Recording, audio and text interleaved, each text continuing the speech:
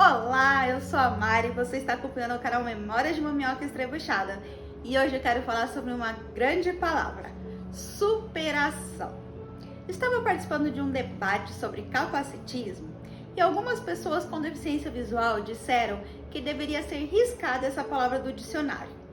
Eu particularmente discordo e na oportunidade eu não pude falar sobre esse assunto porque o tempo já estava acabando.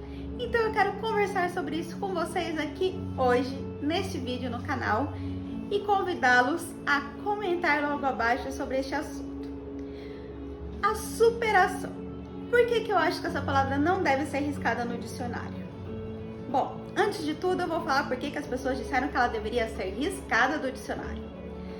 Eles disseram que essa palavra não existe para pessoa com deficiência visual, porque na nossa vida a gente convive com a deficiência e tudo que a gente faz no nosso dia a dia é simplesmente lidar com as dificuldades e não superá-las. Eu discordo, eu tenho uma outra visão disso. Por quê? Eu perdi a visão aos 32 anos de idade. Pensem só, uma pessoa que enxergava normalmente, em 3 dias, de repente, a luz se apaga por completo na vida dela. Foi isso que aconteceu comigo. E eu tive que lidar com tudo isso. Mas, além dessa situação, como eu tive uma trombose venosa cerebral, eu perdi também todos os movimentos do corpo. Eu perdi meu olfato, como quem acompanha o canal desde o início sabe. Então, eu tive que reaprender a andar. Eu tive que conviver com a falta do olfato por 2 anos. E, aliás, meu olfato ainda não voltou totalmente. São apenas alguns cheiros que eu sinto.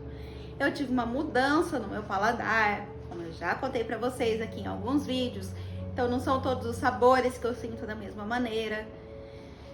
Ou seja, eu tive uma mudança total na minha vida. Não foi só a perda visual.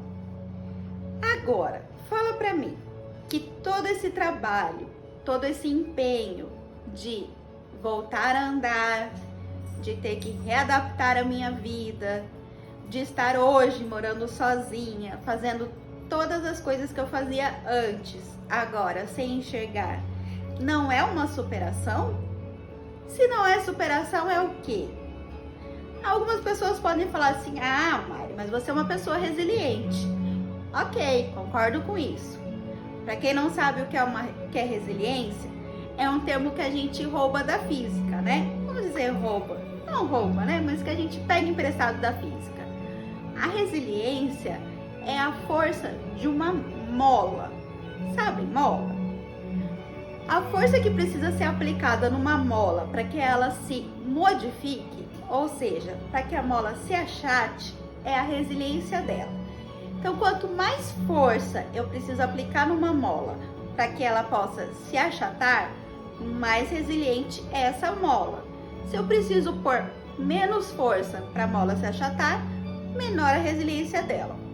Ou seja, quanto maior a capacidade que a pessoa tem de lidar com as dificuldades, com obstáculos da vida, sem que ela se abale, maior a resiliência dessa pessoa.